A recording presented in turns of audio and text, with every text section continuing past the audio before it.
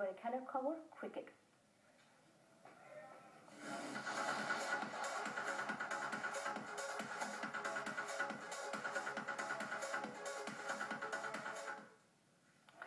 ওয়ানডেতে বাংলাদেশ ভালো দল হলেও টেস্টে সাধারণ মানের একটি দল।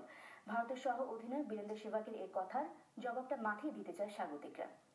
সিরিজ শুরুর আগেই ভারতের এই মাইন্ড গেমকে মোটেই আমলে নিচ্ছে না বাংলাদেশ অধিনায়ক। তাই 8 ব্যাটসম্যান, 3 পেসার আর 2 স্পিন কম্বিনেশনের এই দলে জায়গা করে নিয়েছেন শাহরিয়ার নাফিস। তবে ইনজুরির কারণে মহেন্দ্র সিং ধোনির কাল থেকে চট্টগ্রামে শুরুর প্রথম টেস্টে খেলা হচ্ছে না।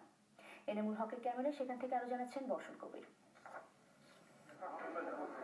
কুয়াশার সঙ্গে মিত্রতা করে অনুশীলনের প্রথম 30 মিনিট কেটে নিল প্রকৃতি।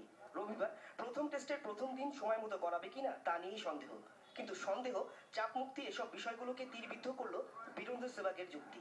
টেস্টে বাংলাদেশের বিপক্ষে বলার মতো ইনিংস নেই ভারতের সহ অধিনায়কের। র্যাঙ্কিং এর 1 নম্বর দলের বিপক্ষে 9 নম্বর দলের খেলার আগে সেহবাগীয় যুক্তির কাছে রীতিমতো অসম্মানিত বাংলাদেশের ক্রিকেট। মনস্তাত্ত্বিক লড়াই শুরু করলেন সেহবাগ। এ যেন চাপ মুক্ত হতে গিয়ে আরো চাপ বাড়িয়ে নেয়া ভারতের। In one day they can surprise anybody, but not in test matches. It's ordinary side. কথার লড়াইয়ের উত্তাপে এরপর চট্টগ্রাম বিভাগীয় স্টেডিয়ামে টান টান উত্তেজনা।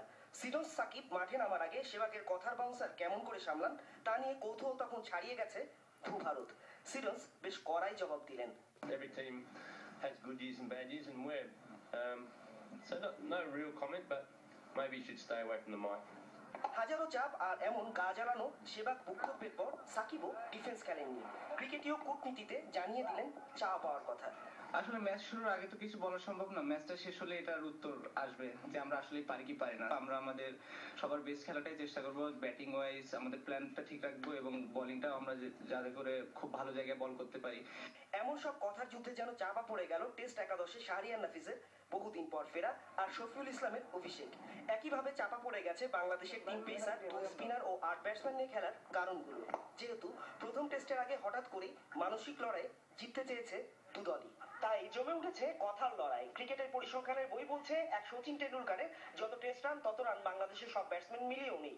আবার ক্রিকেট ইতিহাসের বই জানাচ্ছে এই 3 নম্বর পিচে 2008 সালে নিউজিল্যান্ডকে আরেকটু হলে আটকেই দিয়েছিল বাংলাদেশ। সেরকম একটি বীরত্ব গাথা আবারও ইতিহাসের পাতায় লিখতে গেলে নিজেদের সবটুকুই উজাড় করতে হবে বাংলাদেশের ক্রিকেটারদের। তবেই উত্তর দেওয়া হবে সেহবাগদের এমন দম্ভক্তির। বর্ষণ কবির, এনটিভি নিউজ, বিভাগীয় স্টেডিয়াম, চট্টগ্রাম।